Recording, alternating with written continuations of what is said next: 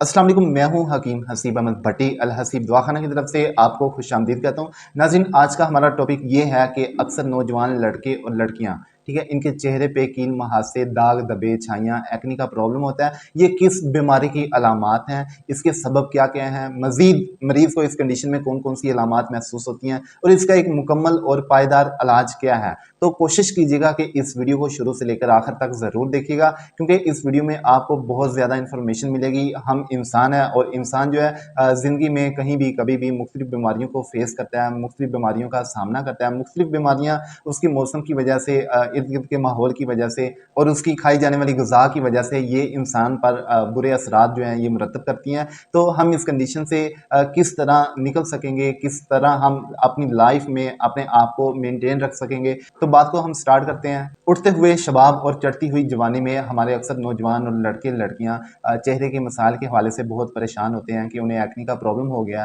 उनके चेहरे पे कील मुहासे, दाग धब्बे, छाइयाँ बनती हैं। तो इसके पीछे बहुत सारे असबाब हैं, लेकिन मेन रीज़न सबसे पहले मैं आपको ये बताऊंगा कि उठते शबाब चढ़ती जवानी में जिनसी हार्मोन्स की बहुत ज़्यादती होती है। यानी कि ऐसे लड़के लड़कियां जो बलूगत की उम्र को पहुंच रहे होते हैं, जिनकी जो बालग हो गए होते हैं, तो इस जब बालग होते हैं इस कंडीशन में, इस उम्र में मरीज के जिनसी हार्मोन्स बहुत तेजी के साथ बढ़ते हैं। उनके जिनसी अज़ाब बहुत तेजी के साथ वर्क करते हैं, जो उनके सेक्सुअली पार्ट्स को, उनके बॉडी के हिस्सों को बहुत तेजी के साथ उनकी ग्रोथ में मदद करते हैं।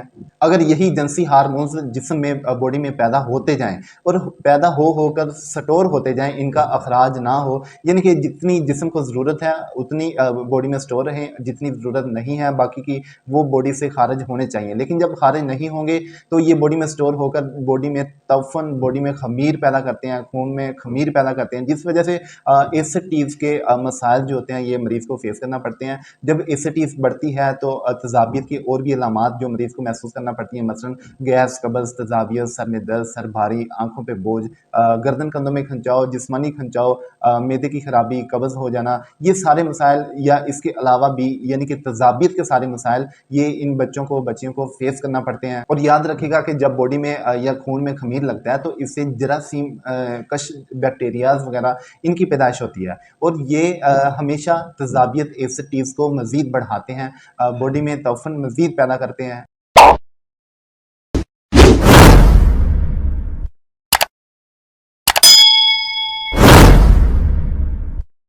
और इनके नतीजे में गैस्ट्रिक प्रॉब्लम बहुत ज़्यादा बनते हैं, मुख्तलिफ तरह की गैस्ट्रिक इश्यूज़ होते हैं। और अक्सर मरीज़ ये पूछते हैं जी कि अगर हमारे खून में गंदगी है या हमारे खून में तजाबियत है तो ये ऊपर हमारे चेहरे पे दाने क्यों बनते हैं। तो उनका मैं आज आपको जवाब बताना चाहूँगा कि ये हमेशा चेहरे की जिल्द पे दाने क्यों बनते हैं। बेसिकली तजाबियत की मुख्तलिफ किस्म होती है। एक तजाबियत होती है जो खून को मुकम्मल तौर पर यानी कि ख़राब कर देती है, और एक तजाबियत ये होती है गैस्ट्रिक वाली तजाबियत, यानी कि दूसरी जो खून को मुकम्मल तौर पे ख़राब करती है, खून में ख़राबी का सबब बनती है, वो सॉलिड तजाबियत होती है और ये गैस्ट्रिक तजाबियत होती है। गैस्ट्रिक तजाबियत हमेशा ऊपर की तरफ आती है। इसकी मिसाल ऐसे है जैसे कोई भी गुब्बारा हो, गैस वाला गुब्बारा हो, अगर उसे हाथ से छोड़ा जाए वो ऊपर की तरफ जाता है। बिल्कुल इसी तरह गैस्ट्रिक तजाबियत हमेशा ऊपर की तरफ आती है। ऊपर जब चेहरे की यानी कि वेनों में जो सर्कुलेट होगी तब यहाँ से यहाँ पे आके इकट्ठी हो जाती है और यहाँ से इसने बाहर खारिज होना होता है। तो जब इकट्ठी होगी तो वो अपने रिएक्शन की वजह से हमारी जिल्द के नुकसान देती है, जिल्द में सुराख करने की कोशिश करती है, जिल्द को मुतासर करती है, जिसकी वजह से हमें एक्ने के इश्यूज आते हैं, छाइयों के इश्यूज आते हैं। इसके अलावा दाने वगैरह बनते हैं चेहरे पे। इन दानों के जरिए डायरेक्ट वो बॉडी से बाहर निकलती है, पीप की शक्ल में, रेशे की शक्ल में, कील की शक्ल में। तो ये सारे मसाइल जो होते हैं ये जिनसी हार्मोन्स की ज्यादती की वजह से होते हैं। इसके अलावा जो सॉलिड तजाबियत है, ठीक है, उसकी वजह से बहुत ज़्यादा एलर्जी हो जाती है पूरी बॉडी पे, चंबल, ददरी, खुश्क, खारिश, इस तरह के मसाइल होते हैं। तो ये तो था नाज़रीन यानी कि जिनसी हार्मोन्स की ज़्यादती। अब इसके दूसरे असबाब, उसके बारे में हम बात करते हैं। दूसरे असबाब में से ये है कि बदहज़मी, जब जिस्म में बदहज़मी होती है, और बदहज़मी याद रखिएगा कि आजकल 90% जो जितने भी लोग हैं, जितने भी मरीज़ हैं, उन्हें बदहज़मी खुश्की की ज़्यादती की वजह से होती है। और ये खुश्की की ज़्यादती कैसे हमारी जिस्म पे बुरे असरात मुरतब करती है। जब हमारे जिस्म में खुश्की बढ़ती है, हमारे जिस्म में खुश्की बढ़ने से हमारा जो मैदा है ये इसकी जो फ्लेक्सिबिलिटी ख़त्म हो जाती है, तो इस वजह से कोई भी ग़िज़ा खाई जाती है थोड़ी थोड़ी हज़म होती है, लेकिन उसमें गैस गैस बहुत पैदा होती है और ये गैस ये तजाबियत को मज़ीद बढ़ाती है, बॉडी में तफन पैदा करती है। जब बॉडी में तफन पैदा होता है, खून में खमीर पैदा होता है, इससे मुख्तलिफ बैक्टीरिया, जरासीम इनकी पैदाइश शुरू हो जाती है।